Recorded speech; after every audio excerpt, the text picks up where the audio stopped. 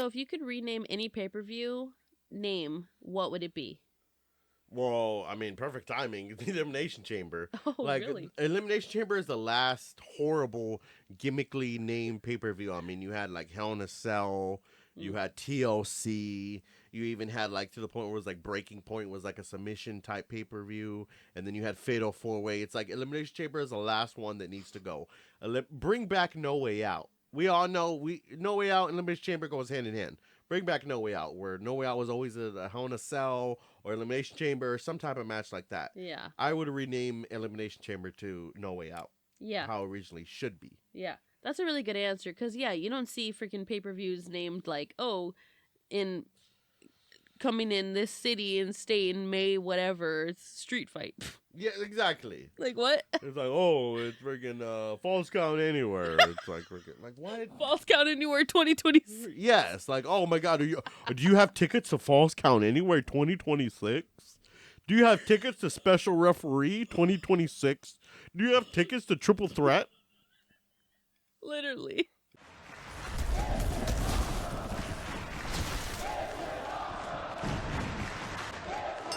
Hey guys, welcome back to the Jobber Circle. I mean, it's been a while. We have we've been slacking.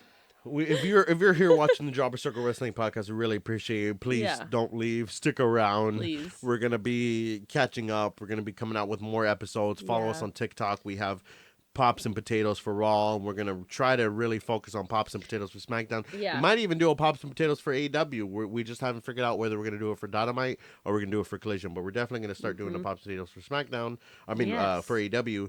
But regardless, we still talk about everything else that happened throughout the week of wrestling, from WWE to NXT to AEW, and maybe even talk about a little TNA every here and again. Yeah, but we tune in occasionally. Yes, but for this week, it was a decent week of wrestling. I mean, you still have your typical. I mean, let's start with Raw. Yeah. I mean, here's my biggest thing. Let me start. One of my biggest things that's really been bothering me is that the Bellas are back, but the hype is not there. It's not there at all. They came back the week after Royal Rumble when Brie came back, and they said, we have our eyes on the tag team titles, and they have yet to been back since. So I think that just looks really bad on them, and it's not giving at this point. It's really upsetting. Yes, if you're unfamiliar with our podcast, kind of the point of our podcast, we gotta tell it how it is. So it's like some things might not be favorable with the higher ups in WWE. Let's just say that, because I love the Bellas. They're actually, I would as a lifelong wrestling fan, I would describe them as, yes, they are legends, but maybe legends in a different type of way. Yes, the Bellas just have a unbearable aspect to them. And I think it's like a little overstimulating. Yes, and I think the kind of unbearable aspect to them comes from Nikki Bella. And it's not only Nikki Bella, because, I mean, they're both as guilty, because Brie Bella is the more likable, more, I guess, modest, like one, more kind of like not as obnoxious, conceited and obnoxious, but at the same time, she's Nikki Bella. It's kind of double entendre, because Brie Bella is the most likable one, but Brie Bella is the botch master, and Nikki Bella is the least likable one. But Nikki Bella can actually, I give it to her. Nikki Bella is a better wrestler than Brie, for sure. So yeah, it's kind of, like I said, a double entendre. Yeah. So it's just tough. It's tough. And then Brie is like married to Dan and Bryan, which is, we love Dan. Everyone in the world every wrestling fan should love Dan and Bryan. I mean, I guess we shouldn't get into their personal lives, but still. Yeah. But regardless, like, I just hope that at the end of this, let's just say that hopefully they have like a really good... And Bryan Danielson. I said Daniel Bryan, damn it. Oh, I don't know. That was his fault for just switching them. Yeah, not if you're new. Gonna remember that. If you're a returning subscriber, you know that I've always mixed them up. No matter what, he's Daniel Bryan. Yes. It's hard.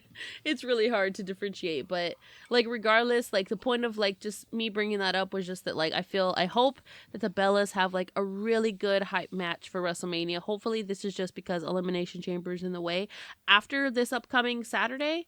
Like, 1 week from today, here we are, Saturday. 1 week from today, after this, I hope this is when WrestleMania gets really serious, because I hope that Time the to get Bellas serious. have a legit match. I'm hoping they are inserted into the tag team title picture. They're really good candidates, but also like it would just be really exciting to see them in a match. So Yes. hopefully it's just after this weekend is said and done, because I feel like there's another match that we'll talk about that I feel like is just a really big filler for this next weekend, and then it's all about WrestleMania. So we'll get to Right. that, but I hope that's what it is for the Bellas. I know it's been a couple of weeks since we recorded an episode, but like I said last episode, it should be Nikki and Brie Bella. Hopefully, if Io Sky is okay and not injured, it should be Nikki and Brie Bella versus Rhea and Io versus Nia Jax and Lash Legend versus, there was another team. Charlotte and Alexa. Yeah.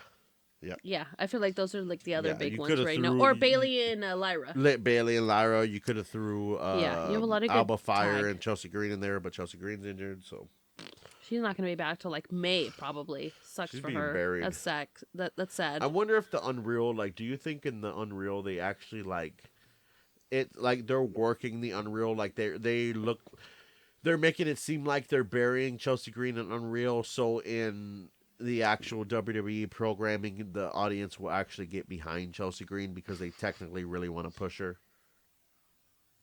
For my mental That's health. literally the same. We just talked about Brian Danielson. That's literally the same story they did for Brian Danielson. For my mental health, I hope that's not the case, because I feel like Unreal is their chance to show that it is, like, to show the kayfabe and to show the works.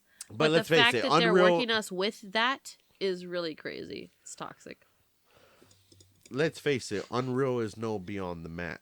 Beyond the Mat was a true WWE real documentary, and I feel like Unreal is trying to be like Beyond the Mat. If you never watched Beyond the Mat, go and watch Beyond the Mat, because it's the best wrestling documentary, unbiased wrestling documentary that ever came out. But yeah, I feel like Unreal is trying to be like Beyond the Mat, but it's like they're still in control with the writing of Unreal. So if they want something to be a work, they can make it a work. Right.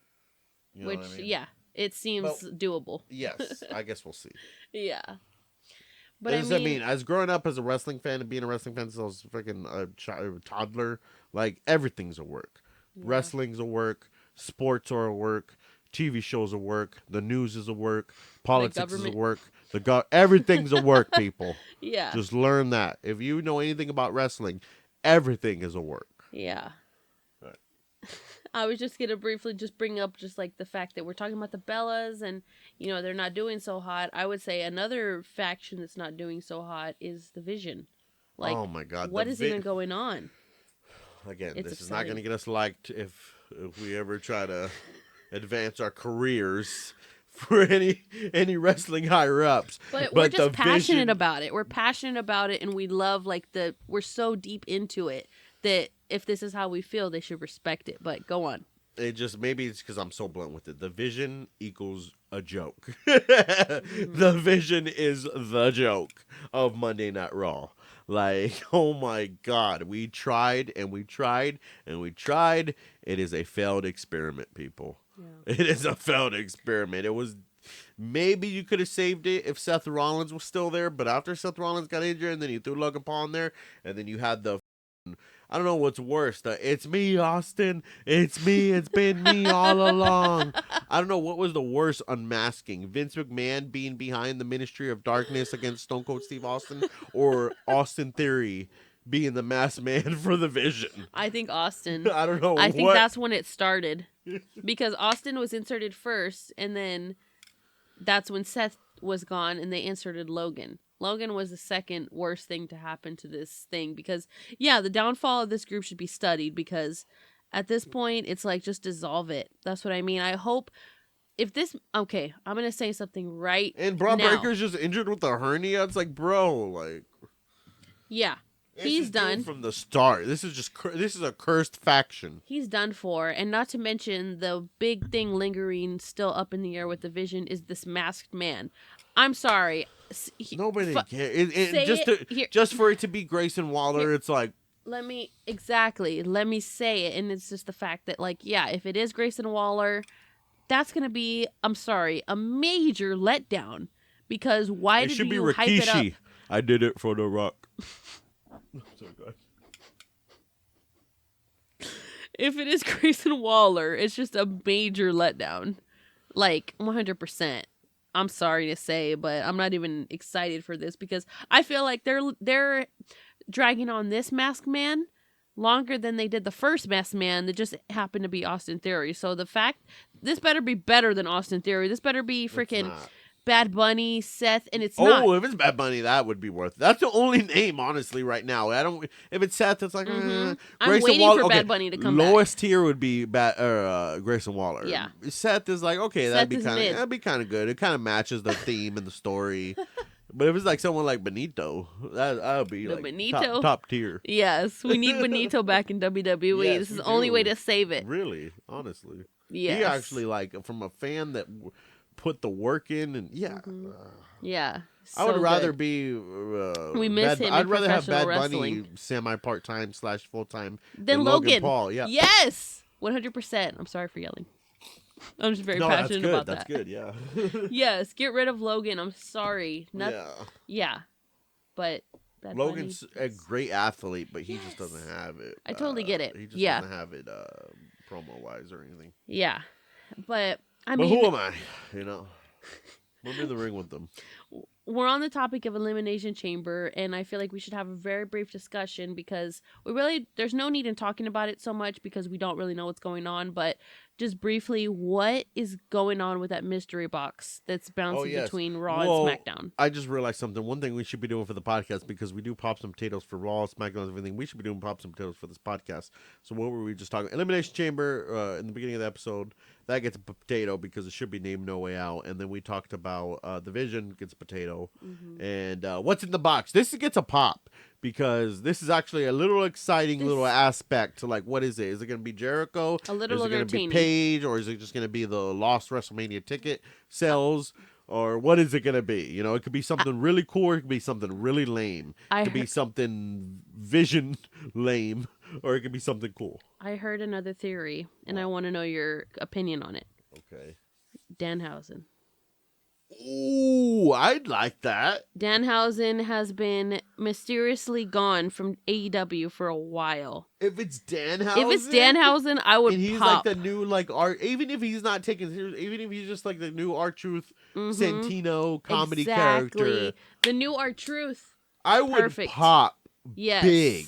Yes. If you watch WWE and you don't watch it and you never watched AEW, Danhausen is like he's good. We saw him in vlogs. Like I said, we're he's like YouTube the vlog fans. R-Truth, like I would pop Yeah. huge if it's Danhausen. Definitely. Yes. I saw that theory today and I was like, I like this. Yes, I like this that a lot too. I want it to be Chris Jericho, but even Paige. But if it's Danhausen, like I said, I would still pop. People went as far as to think that Jericho would be in the box and he would break the wall down. Yeah, well, that's a little too on the nose. Like, really, he's breaking the box walls down. Yeah. But speaking of which, another potato would be Brock Lesnar versus LA Knight at WrestleMania. What do you think about that? I think it would be That's the theory. Terrible. I think it'd be a terrible call because that would just prove LA Knight, who has already qualified for the Chamber, is basically a dead giveaway that he's not going to win the Chamber, which is unfortunate. And that, yeah, he would have this match with Brock, which I think would be a waste because there's other people who are not going to qualify for the Chamber or be in the Chamber at all that would be a better matchup. I would say like Obafemi. Like, that would be a WrestleMania match. LA Knight versus Brock Lesnar, I don't think is a good matchup, personally. Yes, I honestly hope this rumor isn't true that LA Knight and Brock Lesnar at WrestleMania, but it's like, because LA Knight, he needs to be, Drew McIntyre would be the perfect opponent for LA Knight to win at WrestleMania, but if they're not doing that, it's like, yeah, of course Brock Lesnar always needs a WrestleMania match, but it's like, LA Knight's not a good opponent. Yeah, somebody like Obafemi, or even Almost, but I guess Almost is still stuck with doing a lot in AAA. Yeah, I think that's where he's shining right now because he's like been Brock in there. And, who else just moved up? Trick. I don't know what Trick's gonna do. Well, Trick's in the Elimination Chamber, which we'll get to. But I don't think he's gonna win. But will he be in the U.S. title spot? Because I kind of would like to see Trick and Carmelo. Trick versus Carmelo? At WrestleMania. I would like to see that for the title because fellow tag team partners. Yes, they have a long history. Trick was Carmelo's manager technically. Yeah. / tag team partner. Mm-hmm. Yeah. But so I would like to see a match like that. But there was somebody else that I just thought about. Who else just came up? Matt Cardona? No, there was somebody else. Who am I thinking about? Dang it. I thought somebody else just came up. Brock and Joe Hendry? No, Joe Hendry's NXT champ. No, I was joking. No, I guess there was, maybe I just had a Mandela effect or something. I don't know.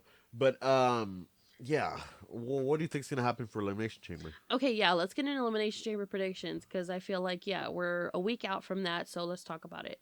So the men's chamber, we've already have qualified Cody Rhodes, LA Knight, Randy Orton, Javon Evans, and Trick Williams. Mm-hmm. This upcoming week, we have Bronson Reed versus El Grande Americano, original OG, and Jay for the last remaining spot in the chamber. So who do you see winning this upcoming qualifier match, and who do you see winning the chamber total in general?